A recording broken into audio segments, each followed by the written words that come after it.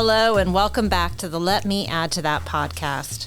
My name is Elizabeth Graswich, Executive Director of Public Affairs and Communications at the Los Angeles County Office of Education. We are the largest regional education agency in the United States. We serve 80 school districts and nearly 2 million children.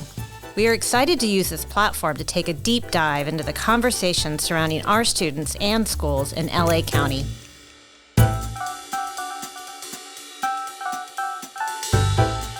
Joining us today is Mr. Casey Cuny, an English teacher at Valencia High School inside the William S. Hart Union High School District. You may recognize Casey as a 2023 Los Angeles County Teacher of the Year and California Teacher of the Year. He is adored by his students and fellow staff for his dedication, resilience, and innate ability to connect with others beyond the surface level. Casey also has recently presented about the use of AI in the classroom to a national teaching conference. So not only is he knowledgeable about AI, he is passionate about it. Welcome, Casey. Thank you. Also joining us today is a very special guest. Who did you bring with you today, Casey? Well, I brought one of my best students ever, actually, who is an amazing young man who also happens to be my son, Landon Cuny. Thank you. And he is a graduate of Valencia High School, class of 2024, and he's a current freshman at San Diego State, majoring in marketing. Cool. And he's an avid user of AI, and we talk about it all the time. And so, oh yeah, of course, high praise, the best student of all time. I don't know. I think it's a great introduction, and I'm just really excited to have you both today. So welcome. I mean, I think this is such an important topic and one that just needs to be talked about more. And the more that we're talking about it, the more we can learn and grow from each other, really. So thanks for joining me on this journey today. So just kind of starting out, can you share how AI has become part of your teaching and learning experiences over the last couple of years? Yeah, it's become fully integrated now. I mean, in my classroom, we're using it all the time. But the big thing is trying to get kids to understand that it's a thought partner, that it's a guide, that it's a way to learn things versus a way to cheat. And then teaching kids how to do that, because I think that's the big paradigm shift. But I love how you asked about learning experiences, because that's always been, when I've talked to other teachers, is the challenge that I'll put out to them is pick one thing you want to learn more about, whether that's tax code or interior design or anything, and go to AI and have a conversation. And that's when you start to realize that this is not Google, because I think Google obviously brought us the age of search. But generative AI has brought us the age of ask and discuss. And it is such a paradigm shift. So I think that's to dip your toe in is to go learn about something. And then that really unlocks, I think, for a lot of people, like, wow, the potential of this, and then how we could use this with kids. Yeah, obviously a lot of kids my age use it to cheat. AI kind of took off when I was a senior in high school. ChatGPT came out and everyone was on it. But a lot of people just used it to bypass a lot of busy work, and they didn't realize how powerful it could be for learning. It's like having a friend that's the smartest person in the world that knows everything, and it's right at your fingertips. So especially in college, you can use it to learn just about anything, things you don't understand. I'm in economics class and information systems class, and sometimes those topics can be pretty challenging, but you can ask it anything you want and explain it concepts in the way that you learn. If you're more of a hands-on, you need examples, real world problems, it can give you that, or, just explain it in a general way, more of a definition type, whatever your learning type is, experience, then, it provides that for you. So I think it is really the most powerful learner. It helps you so much, so. You both brought up something and I'm so glad you did, because using AI in more of a conversational or brainstorming method is actually kind of my favorite thing to do with it right now. And I actually recently did an exercise with my team to just try to play around with that, introduce that as an idea. But I think a lot of people are still kind of focused on using it just to get information or to write something, but it really can be very powerful as like a thought partner, right? Yeah, I think that's the big shift. I think that's where what we need to help kids with actually is how to use it, because we when I think about it, how often do kids really formulate questions? We really don't. So often in education, we're giving them information, and then oftentimes we end up asking at the end, "Are there any questions?" Which is kind of a a negative way to phrase that, and so kids just sit there. And so, but as a teacher, I know that I personally have had to work for years to design really good questions, and so I think we need to help kids on that end, because that they call it prompt generation, but learning how to ask the right questions. And I know, Landon, you told me about this, you see a lot of confirmation bias sometimes in the AI. Yeah, if you ask it a question in a certain way, it's just going to feed you whatever it thinks you want to know. Right. So if I think of a tangible example, I was doing a presentation for my English class this year, so my freshman year of college, and we were talking about Kendrick Lamar versus Drake, the whole feud thing, because my teacher's very big into hip hop and he thinks it's super important. So that was one of our things. And I asked the ChatGPT, just as a little experiment, I said, who are the top 5 rappers of all time, the best top 5? And it gave me a list, and Kendrick and Drake were both on it, among with others. J. Cole was on it, I believe. And then I said, I'm not much of a Drake fan. And then it just said, okay. And I said that in its own separate message. And then I asked it again, who are the top 5 rappers of all time? And it took Drake out the list and put Pusha T in there, which I think is so funny because Pusha T dissed Drake. And I don't think a lot of people would really say Pusha T's the best rapper of all time, but it put it there because obviously it's like, oh, this person doesn't like Drake, so let's put the people that also don't like Drake in the top 5. So I think that's super big indicator of confirmation bias being super active in not only ChatGPT, but a lot of AI. And then also the hallucinations are more likely to occur if you lead it with questions that are basically asking for a certain type of answer. We were up at Google for part of the national teacher stuff, and we talked to them about that. And they said, yeah, it's so much better to ask an open-ended question. Like if a teacher says, give me evidence that homework is super important to help kids develop work ethic. Well, that's so specific that it's going to hallucinate and tell you, oh yeah, there's these studies, blah, blah, blah, which may not even be accurate. Versus asking, do some research for me and let's have a conversation about best practices in homework. That then is going to lead to actual real information. So kind of maybe not the hip hop question, but. Well, and it's funny because when we often talk about prompt engineering, I mean, we're very specifically, focused on the prompt engineering and like trying to write the prompt. But you bring up like a really great point is like we all need to be able to ask good questions, not only of AI, but like each other, right? And so in some ways, you're just literally learning how to ask better questions, which is so interesting. Yeah, I think so. And I thought it was Larry Summers, who's on the board of OpenAI, former president of Harvard, I think, and all that. But he had said an interesting quote. He said that AI is going to come for IQ long before it comes for EQ. And so I think that, I'm really big on, I think relationships is really, it's rigor through relationships. It's everything in the classroom, but that's almost more important now. Not only talking with each other and talking to students, but learning to converse with the AI in an appropriate way is going to give them the better responses. And that collaboration piece is almost more important than I think it has been in the past. What would you say, when you think about it? I mean, we've talked about some of the advantages. What are some of the other like big advantages or even, some of the big challenges of using AI in the context of teaching and learning? Yeah, well, I get excited because I think AI is an engine for equity. I imagine all those kids who are sitting at home who don't have resources, who don't have maybe even a parent or two parents even to help them due to a variety of reasons. And now suddenly this can level the playing field. I don't think it's hyperbolic to say that this is truly transformative potential.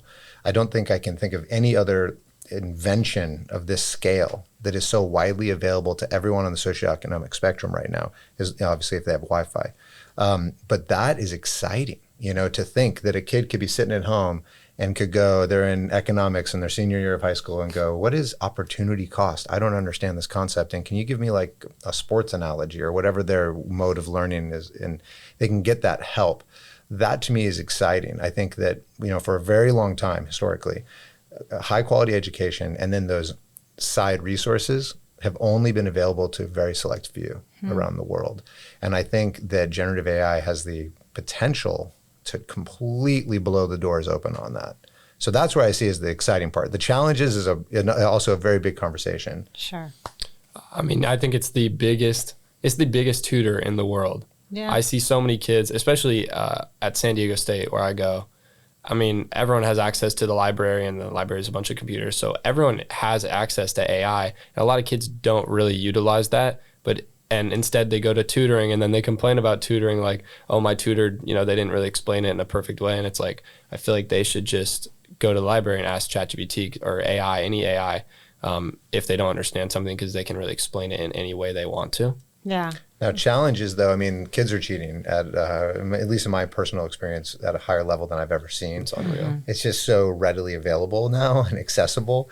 I was telling this to a friend. I was like, well, it used to be you had someone cheat because they had an older sibling, or they were kind of one of the cool kids, and they knew people, they were older, and they got stuff. But they have now, old papers or something. Yeah, but now any kid can just go get the stuff. And so I think we definitely have to change a lot of what we're doing.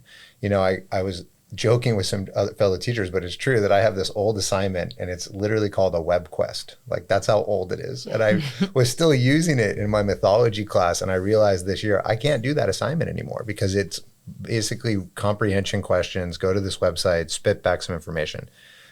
They were done in about a minute and a half and with long paragraph responses. So I'm like, okay, this isn't going to work.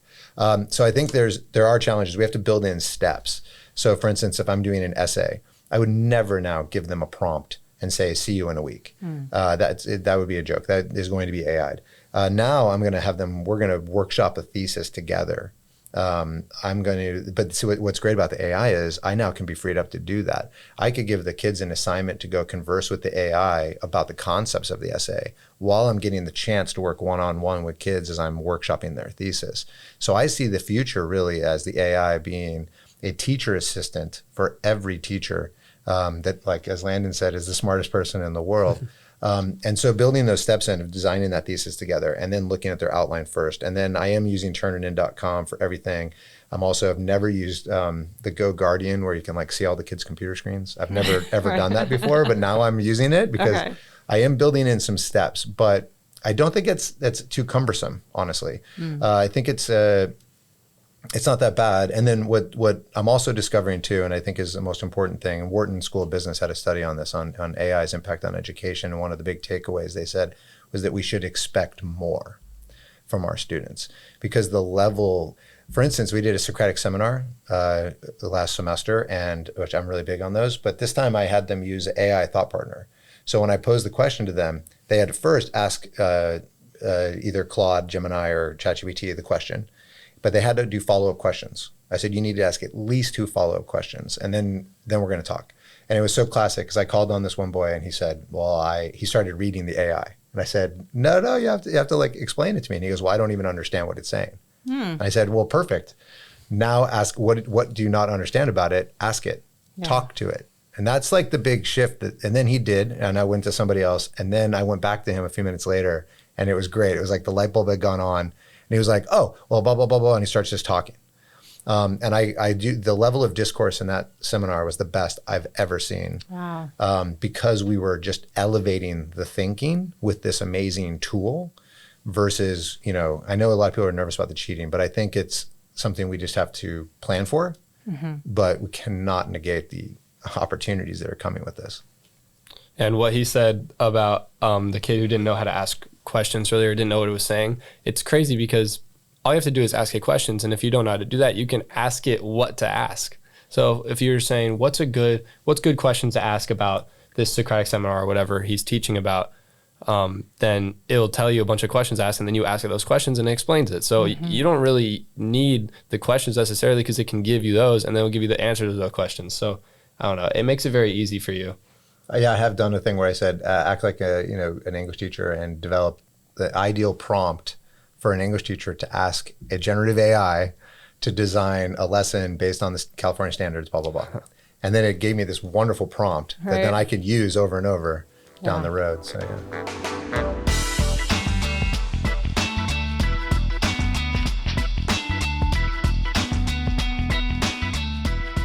Well, it's interesting. I mean, obviously cheating is a big topic, but it's almost like we have to rethink what we think cheating is, right? And that is going to be a big shift, I think, for a lot of people. That's so true. The Khan Academy guy, I'm blanking on his first name, but he wrote a book I read last summer on AI. It was really good. But he talked about that in there, that what is cheating? I mean, we do have to have that conversation. If a kid is at home and their parents looking over their shoulder, explaining to the kid how to do quadratic equations, Is that cheating? I mean, right? Right. Some Good might say it point. is. I mean, what if a kid's going to after-school tutoring in the library and getting help? Is that cheating? Because at a certain point, that's kind of what the AI is there for. But also, again, I think if people are just giving rote work, which most research shows is not great anyway, I think this is going to be a great catalyst to move us as a field away from that kind of stuff, because it's just going to become archaic if it isn't already. Yeah. And I think it's super important. He does this, my dad does this all the time, about how he designs the way he teaches. Because if you do things like his little web quest where you go search and you feed back information just, to do some work and to read something, obviously the AI can do that so fast. And with the way that you can humanize the work that the AI puts out, it feeds you a paragraph and it sounds all, technical jargon. You can go humanize this, write this like it's a 17-year-old high school senior. And eventually it gets to the point where the Turnitin AI can't check the ChatGPT AI. It's like AI versus AI. So I think you really have to design the assignments in a way where they can't really use AI to just cheat word for word. So it can't really be like information, just give us information like that. I feel like those assignments are definitely less powerful now with this tool at every student's use. So how would you suggest people use AI as a support for completing an assignment rather than just like using it to quote unquote cheat? Yeah, I've started to give kids a do and a do not list for AI with an assignment. So I'll say, we got this essay coming up. Do not ask it to write you paragraphs. Do not ask it to write you the entire essay. But a do would be give it the essay after you feel like it's completed and ask it for feedback on specific things related to the rubric. Or a do would be ask it to help you go research and find sources. I think that's perfectly wonderful. Because it's really, I think you could have the same conversation about Google, right? Sure.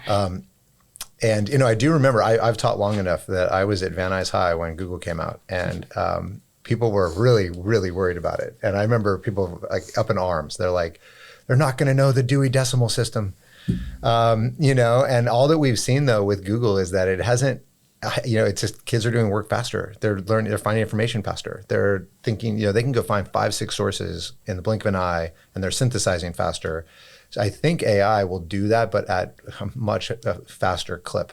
One of the things we didn't ask or talk to you about is what do you teach? And I asked that in the context of, AI can be used differently in different subjects. And, what's both of your perspectives on that? Yeah, well, I teach English. I teach 10th grade and seniors, senior mythology. But I've taught 9 through 12, my whole career. And, you're right. It's used differently in different subjects for sure.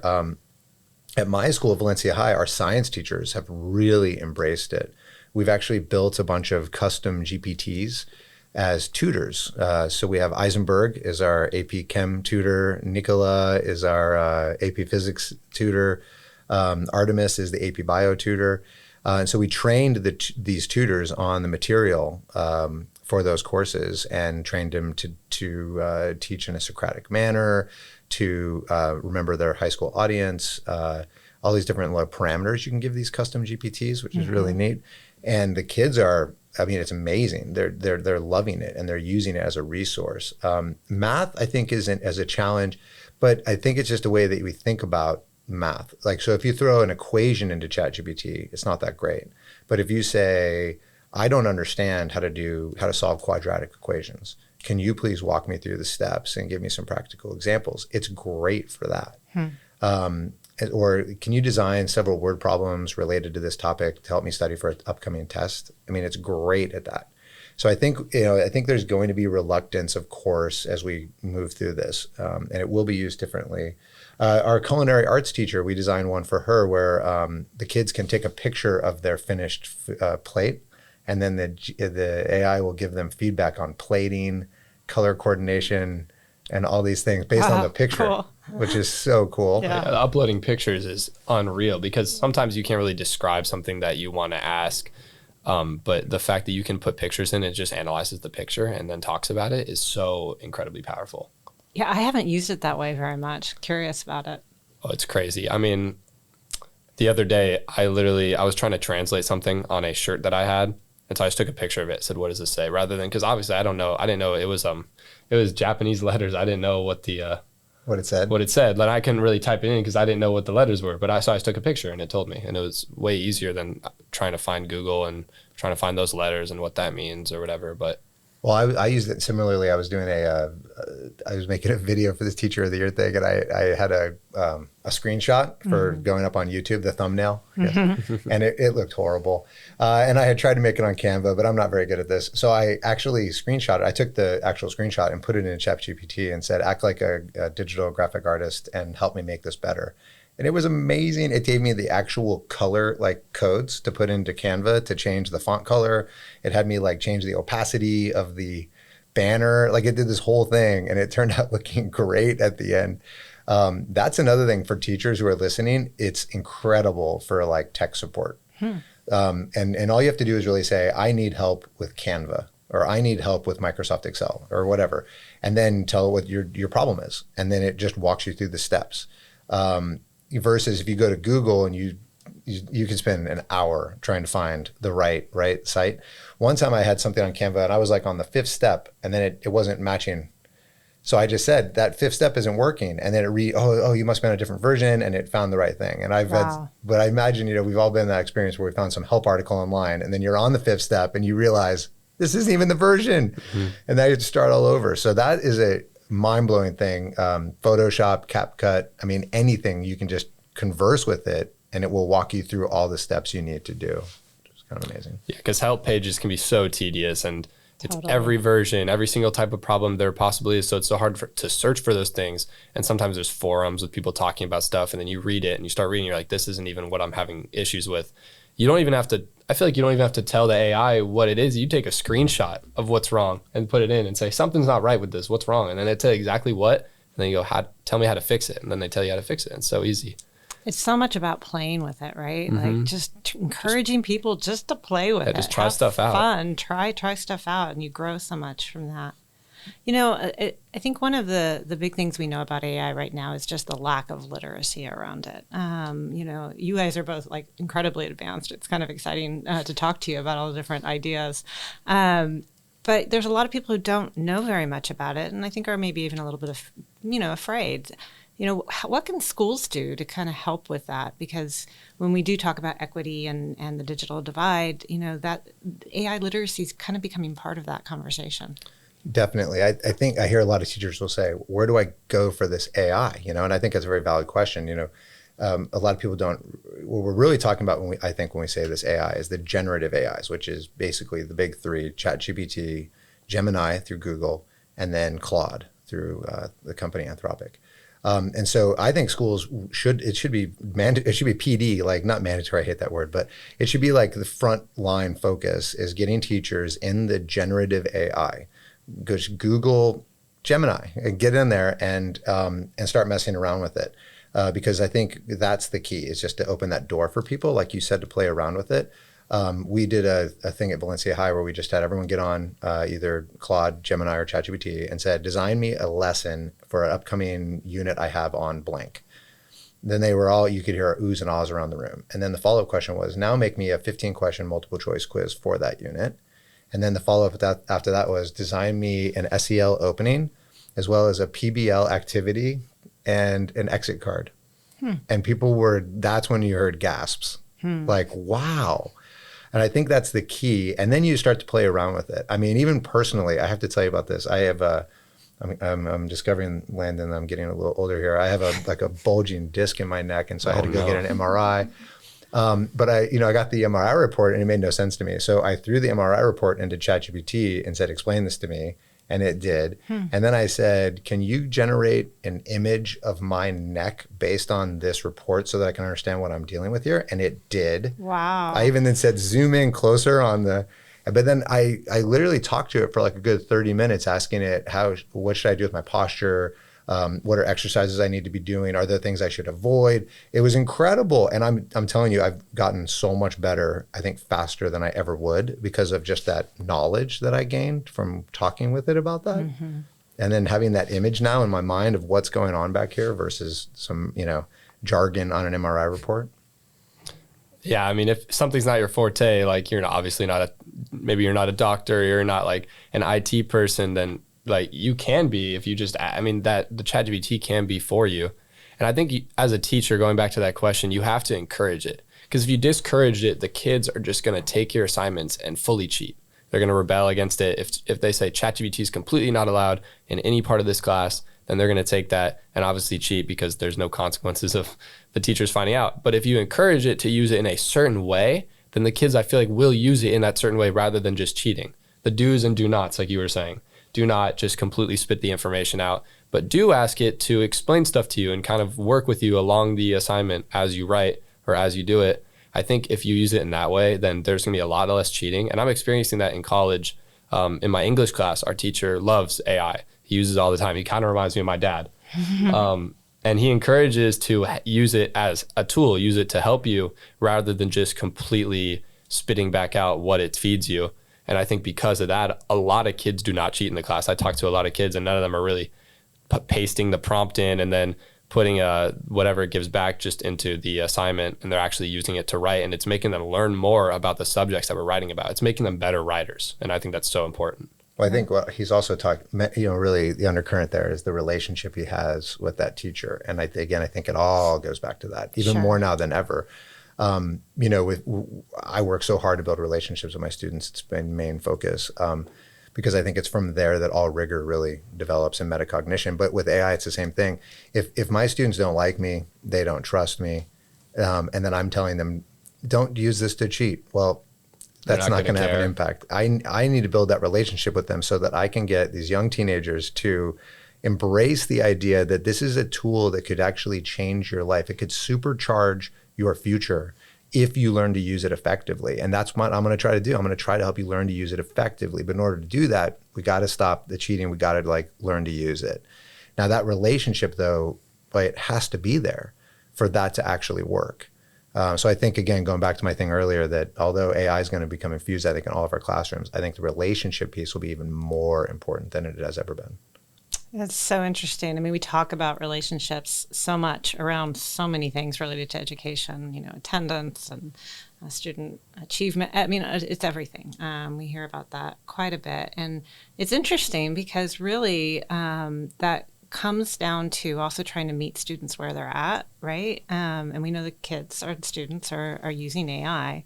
So, getting to the AI literacy piece, it's almost as though you need to at least have some literacy around it so you can understand where your kids are coming from, right? Yeah, I think that's the big thing. And that's why I'm always challenging every teacher I talk to, go learn about something that you're interested in, that you've always wondered about.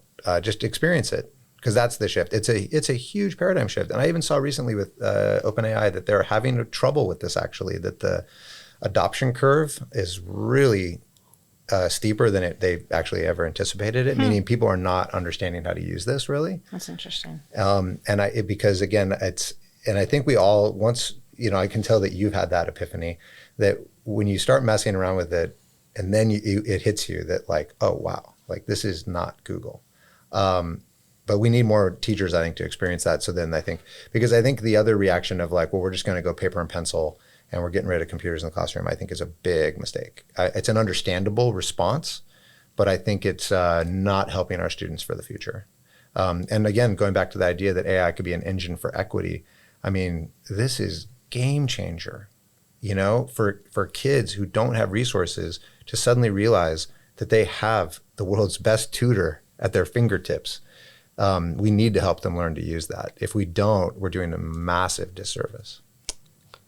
It's interesting because, we're talking to you as a teacher and a student, but you're also a father and a son. And so, what relationship between, having conversations between parents and students or their children, what does that look like and how can parents help?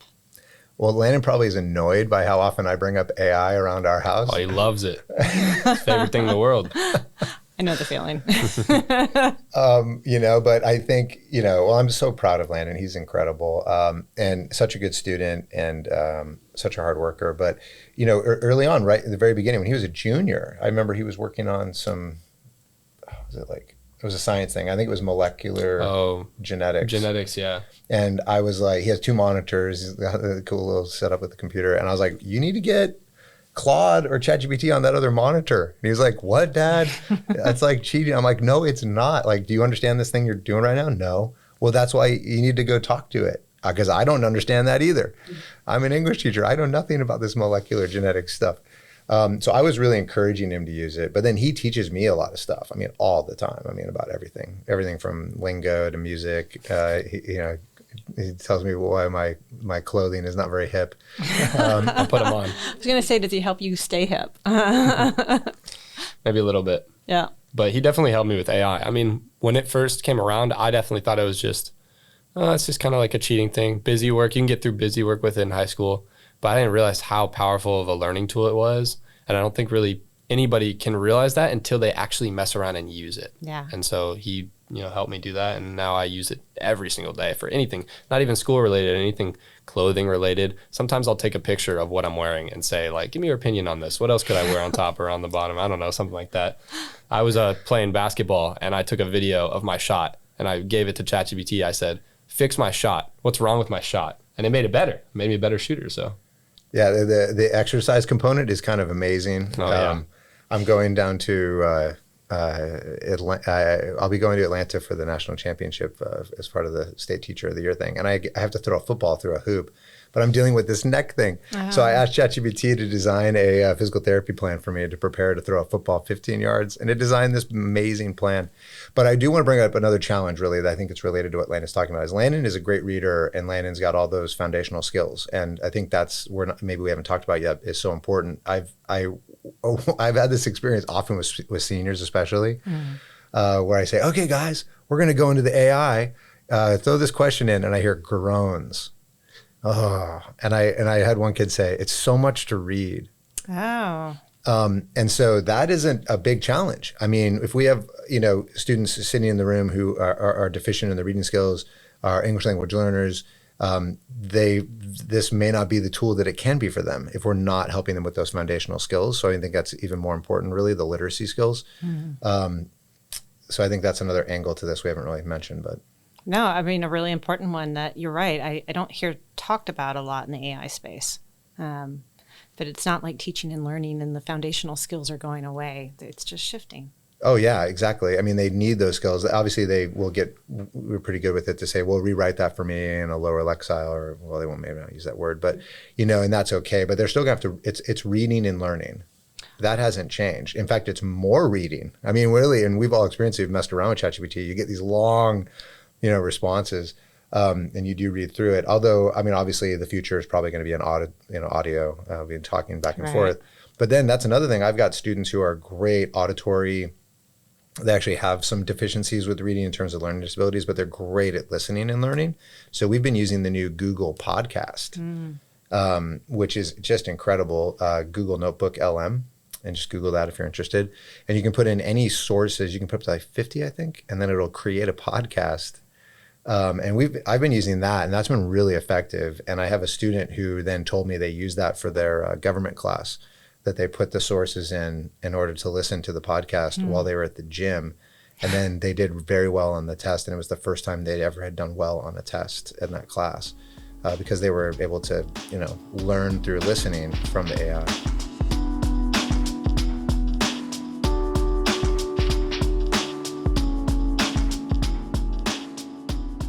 That's so cool. It's changed so much even in the last couple of years, right? And so curious on your thoughts of where it's going and, what you'd like to see or what you think will happen in the coming years. I think what he said about the podcast thing, I think a lot of people who aren't big readers or writers and don't have those huge functional skills really can talk to it. I think already on ChatGPT, you can just speak to the AI almost like it's an Alexa. And it will feed back the same information in the same way as if you were to type out a prompt and it would give you an answer. So I think that's just only going to get better to where it's almost like, I don't know, I envision a like Iron Man Jarvis. It's kind of your own Jarvis where you can kind of talk to it and it'll help you out with really anything. And you can just say, you can ask it anything throughout your day or whatever, just pull it up. That's where I see it going too. And that's so funny. Did you know that's the name of my personal custom GPT I made? Why would I know that? It's called Jarvis. It's called Jarvis. I made one for English where I put all my essays into it, and then I can say what is the common problems you're seeing across these 40 essays, 100 essays. It's been incredible as like basically like an assistant for me. I could say how many of the essays had multiple sources in body paragraphs, or how many were just using one source per body paragraph, which is something I'm maybe working on at the time with them, integrating more evidence, and it'll give me hard data back. That then I can use. I even blew my mind was I said, based on these, one class here, 36 essays, find common areas of need and create groupings based on those areas. So then we can do like a reteach moment. And it did it in like 10 seconds. Wow. It read 36 essays, found common problems, created groups. So that's the big thing. I've thought about that a lot, that as a teacher, if I were to do that, and read all 36 of these, have some sort of chart on the side where I'm charting common problems and then making the groups. I mean, that would be me every night for like a week and a half with my 2 hours that I can, find at night to try to get this done. But instead, the AI did it in 10 seconds. That's so cool. That's where I see the future going, is that as teachers, we're going to be freed up from a lot of the, we're going to, in the future, we're going to be amazed that teachers had to do some of the things we have to do now. I see that as down the road for sure. But I think the other thing is we have no idea where it's going, honestly. Right. I mean, it's wild. I heard a podcast with Bill Gates, and he kept talking about, and AI is doing everything, and AI is doing everything. And the journalist, Kara Swisher, said, when you keep talking about the future, like, how far out is this? And he said, probably about 5 years, which blew my mind, because that's not that far off. That's our freshmen who are then going to be going to senior year of college. And the whole world will transform for them, And I think, too, another thing is incumbent upon us is to teach kids to use AI, because we hear it from the workforce, and he's hearing it from his professors, that the businesses and corporations and the medical industry are going to basically insist that people know how to use it to get jobs. So if we're not teaching the kids how to use it, we're going to be putting them at a disadvantage going forward. Yeah, I think if people talk about paper and pencil, bringing paper and pencil back, how computers are harmful for kids, but I think there's just no way. We have to change with the times. Like there's technology is coming so fast, so is AI. So if people don't catch up, then the people who get educated, they're not getting educated right, and then they're going into the workforce, and people are asking. There's so many jobs that are asking for AI skills in any single marketplace you could think of. And so I think it's so important to learn about those at a young age. I especially have that perspective, learning about it senior year of high school, and then with this guy being my teacher, and then college, it's used so much, and people talk about it all the time. And I think a lot of people talk about it in a dystopian way, like, oh yeah, AI. Like, people don't really know where it's going. It's going to consume our lives, and so we just have to prepare for that and embrace it. Yeah, I was going to ask you, so, going from a high school senior and then into college, and if you were to talk to a current high school senior that is now going to be going into college, I mean, is there anything related to AI that you would kind of want to share with them, of something to be thinking about? The biggest thing is, I'd say, just mess around with it. Anything you're wondering, just ask it. If you're worried about something, you could talk to it about that. If you're worried about your future, where you really want to go for your career, could ask it anything about that. I feel like Googling about the job market can be so hard sometimes, because it's so different in different spaces. You look up the wage for one job, and then you're like, oh, it says this amount here, and then it says another amount on a different website, and which one do I really know to trust? They're both .com, and I don't know which one is really that important. But if you ask any AI, it will give you so many sources, and it will combine all those to give you the most accurate answer. And so I feel like it's important to mess around with it. Ask it about football, basketball. If you're watching sports or something, I don't know, ask it anything you want, anything you're interested in. Treat it like a friend, almost like you're typing a text message or whatever. But also talk to your teachers about it, because I think that's so important, the relationship with the teachers. Obviously, AI doesn't have the human component. It doesn't have the emotion that a teacher can provide, the relationships that you can make with the teacher. So, talk to your teacher about the AI. Ask them how they're using it. I'm doing that with my professors. I talk to my information systems professor. I say, hey, have you heard about these custom GPTs? How have you been really using those? And he tells me a bunch of stuff that I never even heard before. And then I take what he said and I go expand on it in the AI. I ask it, like, what is he talking about here? Can you expand on that? And then if it's, broad, then I'd be like, be more niche, be more specific. I think specificity is so important when it comes to AI. So I guess that's what I would tell Can students. you tell the story about how you made the custom GPT to study for your MIS midterm? Oh yeah, I was kind of struggling. Well, my information systems MIS class is one of the hardest in the business prereqs. I'm a business major. And so a lot of kids struggle in it, and it's a lot of new information that I've never really learned before. We did SQL, which was structured query learning. It's like extracting data from a database using code. So it's like basic level programming. I would do that, and I would take a screenshot of my code when it was wrong, and then take a screenshot of the right code and put in the GPT and say, explain the differences between the two and like why, you know, they're different and what different outcomes they give. And so that helped me a lot. And then when the test rolled around, because obviously when you're taking, it was a paper test in class, and I think a lot of tests in college and high school still are, just to ensure kids can't cheat. You're kind of on your own. All you have is your brain. So to study for it, I think you put all the information from the class specifically, so it's tailored to the class. Because if you ask it about information systems, maybe it's going to tell you stuff that you're not learning in your class. But if you put in the custom GPT, the information that you are learning, then you can ask it anything and it'll explain to you almost like the professor does in class. So I made a study guide for all of my midterms. I got like high 90s on all of them. It helped me so much. And all I had to do is just put it in my custom GPT, and it's so easy to make. It took me like 20 minutes to put everything in, and then I could ask it whatever. I said, make me a 5-page study guide based on classes 1 through 8, and put in a study guide for a freshman in college who knows nothing about the topic. And it did, and it really helped me, and I did really well in the class. Well, and he's being incredibly humble, because I think he scored like a 96 on the midterm when the class average was a 60. Yeah, the class average was like really low. And then he told me the story about this, how he did this custom GPT, talked to the GPT for like an hour, felt totally confident with everything, went to his suite mate's room who was in the same class, and he was sitting there with the textbook and a highlighter, and was like, I've been at this for 2 hours. I'm so confused. Yeah, and he had the guy's lecture up and the textbook, and he's just reading pages, and he's like, I have no clue. Sometimes and I was he's not thinking, talking about all this. This is like that Stone Age and the invention of electricity. And then and then he went into a room with a paper and pencil test, so there was no help happening there. I know there was something in Ed Week about it was like one study that said that AI didn't help kids, but the study was that for homework, kids could use AI to do their homework essentially. And then when the test came around, the kids that used AI didn't do as well. And that people were using this as like a negative on AI. And I was like, oh, it's a bad study. I mean, yeah, if you're not teaching kids how to use it effectively, then they will become too reliant upon it, and then they won't actually learn. But if you're teaching kids, you know, and that's where that relationship piece comes in, to use it to learn, then it's a game changer. Before we close, your advice to teachers who are hesitant to use it, to students who are hesitant to use it, what would you tell them? Yeah, I would say, I mean, the hesitancy is completely understandable. And, you know, I've been so positive on this podcast thus far, but definitely there have been serious challenges. The cheating, the things I'm having to change, it's definitely a challenge. But I would say the advice would be go to Gemini, go to ChatGPT, and just start playing around with it, learn something, and then ask it to help you with the lesson. Use it as a partner. I think that's the first necessary step. I think then you can start thinking about other ways. I mean, now I'm doing things where I'm gamifying.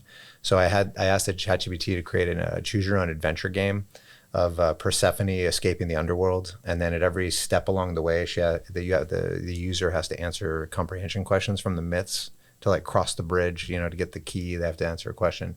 And I've never seen such engagement. Kids were so engaged. Another one, I had act like Winston Smith from 1984 and have a conversation with my students. And then the kids had to talk to Winston. What's it like to live in Oceania? Are you hoping to, you know, and it was amazing. And the kids were so engaged. Well, I think as teachers, we all went into this because we want to help kids and we want to make the world a better place through each of the kids that we work with every single day. And so I think we have to overcome our hesitancy. And the way to do that is to keep the kids in our mind and to think about their future and how important this is for them to learn how to use this effectively.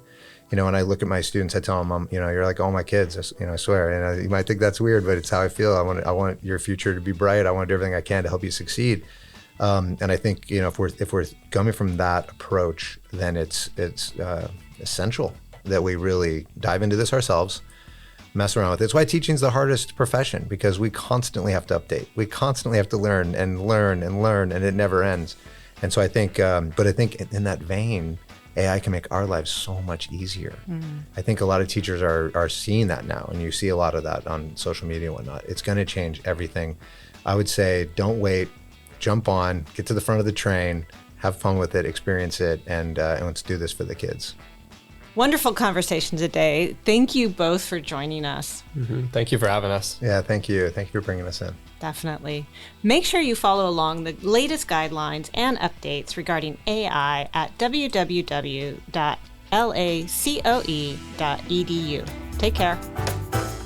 Please follow the Los Angeles County Office of Education on Instagram, TikTok, and Twitter at Los Angeles COE. That's Los Angeles COE. Or you can find us on Facebook and LinkedIn at Los Angeles County Office of Education.